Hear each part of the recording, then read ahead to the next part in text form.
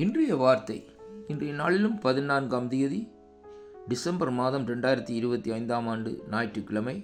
கர்த்தருடைய வார்த்தை இந்த நாட்களிலே இப்படியாக இந்த நாட்களிலே நம்மோடு இடப்படுகிறது.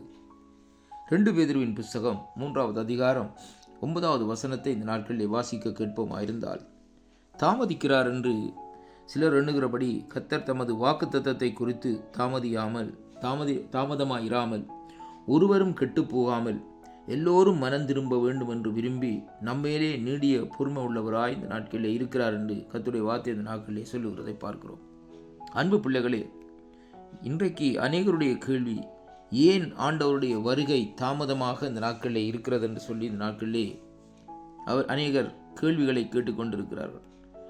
ஆனாலும் கர்த்தருடைய வார்த்தை இந்த நாட்களில் சொல்லுகிறது, அவர் எதற்காக தாமதிக்கிறார் என்று பார்க்கிற வேளையிலேயே அவருடைய அந்த வாக்குத்தத்தத்தை குறித்து இந்த நாட்களிலே அவர் தாமதமாயிராமல், நான் வருவேன் என்று சொன்ன அந்த வாக்குத்தத்தத்தை குறித்து அவர் தாமதமாயிராமல் ஒருவரும் கெட்டுப்போகாமல் எல்லோரும் மனம் திரும்ப வேண்டும் என்று விரும்பி நம்மேல் நீடிய பொறுமையாக இந்த நாட்களில் இருக்கிறார் என்பதைத்தான் கர்த்தருடைய வார்த்தை இந்த நாட்களிலே நமக்கு சொல்லுகிறதை பார்க்கிறோம்.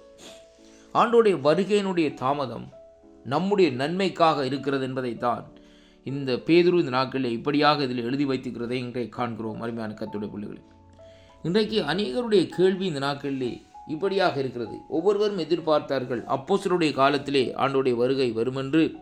அருமையான கர்த்தருடைய பிள்ளைகளே, அது மட்டுமல்ல, ஒரு சிலர் கணக்குகளை போட்டிருந்தார்கள். 2000 ஆண்டு வருவார், 2005ஆம் ஆண்டு வருவார், 2010ஆம் ஆண்டு வருவார். இப்படியாக ஒவ்வொரு காரியத்தை இந்த நாட்களிலே அங்கே அவர்கள் கணக்கு போட்டிருந்தார்கள்.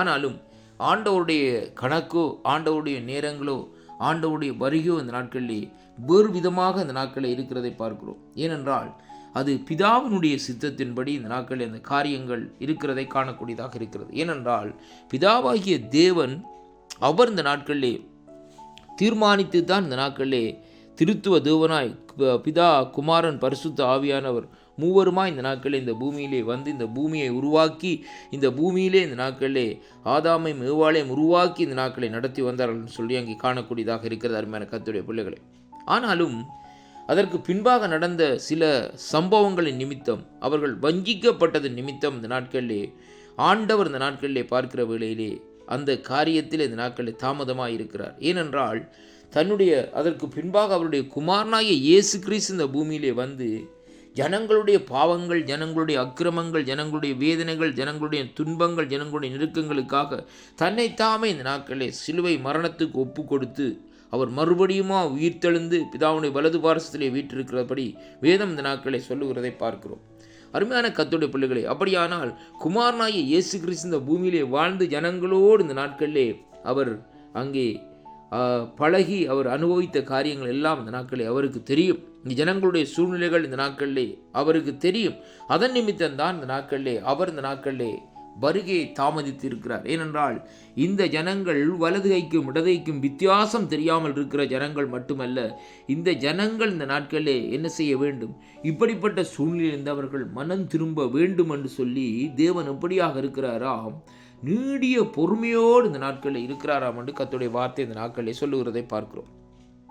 அப்படியானால் அவர் நம்மேலே வைத்த கிருபையின் நிமித்தம், நம்மேலே வைத்த அன்பின் நிமித்தம், நம்மேலே வைத்திருக்கிற அந்த அனுதாபத்தின் பரிதாபத்தின் நிமித்தம் இந்த நாட்களிலே அவர் நீடிய பொறுமை உள்ளவராய் இந்த நாட்களிலே இன்றைக்கு இந்த ஜனங்கள், இந்த தேசத்து ஜனங்கள் ரட்சிக்கப்படுவார்கள், இன்றைக்கு இந்த கிராமத்து ஜனங்கள் ரட்சிக்கப்படுவார்கள், இன்றைக்கு இந்த பட்டணத்து ஜனங்கள் என்னை அறிந்து கொள்வார்கள், ரட்சிக்கப்படுவார்கள் என்று சொல்லி இந்த நாட்களே நீடிய பொறுமையுள்ளவராய் இந்த நாட்களே இருக்கிறார் என்று சொல்லி இங்கே பார்க்கிறோம். அதனால் அருமையான கர்த்தருடைய பிள்ளைகளே, அதனாலே தான் அவருடைய வருகை இந்த நாட்களிலே தாமதமாக இருக்கிறதை இன்றைக்கு நாங்கள் காணக்கூடியதாக இருக்கிறது.